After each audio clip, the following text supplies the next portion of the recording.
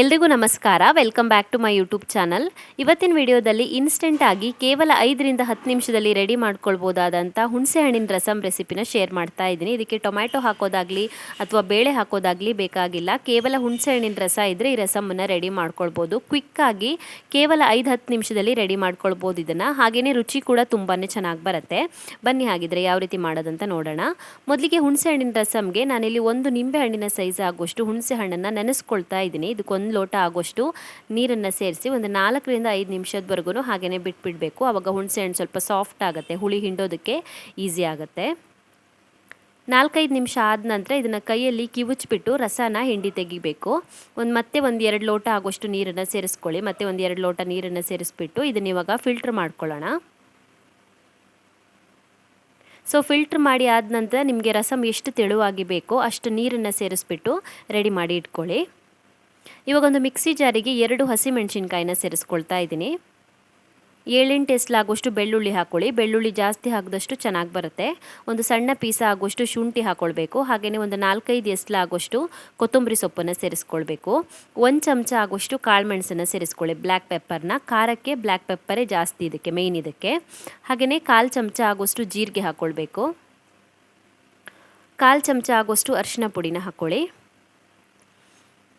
ಇವಾಗ ಇದನ್ನು ತರ್ತರಿಯಾಗಿ ಪುಡಿ ಮಾಡ್ಕೊಳ್ಬೇಕು. ಮಿಕ್ಸಿನ ಒಂದು 2 ಸುತ್ತು ತಿರುಗಿಸಿದ್ರೆ ಸಾಕಾಗುತ್ತೆ. ಈ ರೀತಿ ತರ್ತರಿಯಾಗಿ ಪುಡಿ ಮಾಡ್ಕೊಳ್ಬೇಕು, ನೈಸ್ ಮಾಡ್ಕೊಳ್ಬಾರ್ದು.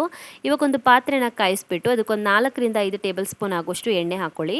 ಎಣ್ಣೆ ಚೆನ್ನಾಗಿ ಕಾದ ನಂತರ ಅದಕ್ಕೊಂದು ಅರ್ಧ ಚಮಚ ಆಗುವಷ್ಟು ಸಾಸಿವೆ ಮತ್ತೊಂದು ಸ್ವಲ್ಪ ಕರಿಬೇವಿನ ಎಲೆಗಳನ್ನು ಸೇರಿಸ್ಕೊಳ್ಳಿ. ಸಾಸಿವೆ ಸಿಡಿಯೋದಕ್ಕೆ ಸ್ಟಾರ್ಟ್ ಆಗೋವರೆಗೂ ಫ್ರೈ ಮಾಡ್ಕೊಳ್ಬೇಕು.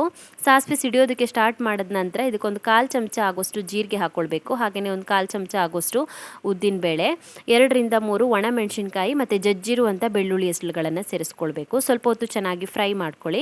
ನಂತರ ಇದಕ್ಕೆ ನಾವು ಪುಡಿ ಮಾಡಿ ಇಟ್ಕೊಂಡಿರುವಂಥ ರಸಂ ಪೌಡರ್ನ ಸೇರಿಸಿ ಮತ್ತೆ ಸ್ವಲ್ಪ ಹೊತ್ತು ಫ್ರೈ ಮಾಡ್ಕೊಳ್ಬೇಕು. ರಸಂ ಪೌಡರ್ನ ಸೇರಿಸ್ಬಿಟ್ಟು ಮತ್ತೆ 1 ನಿಮಿಷಗಳ ಕಾಲ ಫ್ರೈ ಮಾಡ್ಕೊಳ್ಳಿ. ಉರಿನ ಮೀಡಿಯಂ ಫ್ಲೇಮಲ್ಲಿ ಇಟ್ಕೊಳ್ಳಿ. ನಂತರ ಇದಕ್ಕೆ ಹುಣಸೆ ಹಣ್ಣನ್ನು ಮಿಕ್ಸ್ ಮಾಡಿ ಇಟ್ಕೊಂಡಿದ್ದೀವಲ್ವ, ನೀರು ಹಾಕಿಬಿಟ್ಟು ಅದನ್ನು ಸೇರಿಸ್ಕೊಳ್ಬೇಕು. ರಸಮನ್ನು ಆದಷ್ಟು ತೆಳುವಾಗಿ ಮಾಡ್ಕೊಳ್ಳಿ, ದಪ್ಪ ಮಾಡ್ಕೊಳ್ಬಾರ್ದು. ದಪ್ಪ ಮಾಡಿಕೊಂಡ್ರೆ ಹುಳಿ ಜಾಸ್ತಿ ಆಗುತ್ತೆ. ಆದಷ್ಟು ತೆಳುವಾಗಿ ಮಾಡ್ಕೊಳ್ಬೇಕು. ರುಚಿಗೆ ತಕ್ಕಷ್ಟು ಉಪ್ಪು ಹಾಕ್ಕೊಳ್ಳಿ. ಬೇಕಿದ್ದರೆ ಬೆಲ್ಲ ಹಾಕ್ಕೊಳ್ಬೋದು. ನನಗೆ ಇಲ್ಲಿ ಸಿಹಿ ಟೇಸ್ಟ್ ಇಷ್ಟ ಆಗಲ್ಲ ರಸಮ್ದು, ಹಾಗಾಗಿ ಬೆಲ್ಲ ಹಾಕ್ತಾ ಇಲ್ಲ. ಇದನ್ನ ಇವಾಗ ಚೆನ್ನಾಗಿ ಕುದಿಸ್ಕೊಳ್ಬೇಕು. ಒಂದು 5 ನಿಮಿಷದವರೆಗೂ ಚೆನ್ನಾಗಿ ಕುದಿಸ್ಕೊಳ್ಬೇಕು. ನೋಡಿ ಚೆನ್ನಾಗಿ ಕುದ್ದಿದೆ, ನೋಡಿ ರೆಡಿಯಾಗಿದೆ ರಸಮ್ಮು. ತುಂಬ ಆದರೆ ತುಂಬಾ ಟೇಸ್ಟಿಯಾಗಿ ಬರುತ್ತೆ. ಜಾಸ್ತಿ ದಪ್ಪ ಮಾಡ್ಕೊಳ್ಬೇಡಿ, ತೆಳುವಾಗಿ ಮಾಡ್ಕೊಳ್ಳಿ, ಚೆನ್ನಾಗಾಗುತ್ತೆ.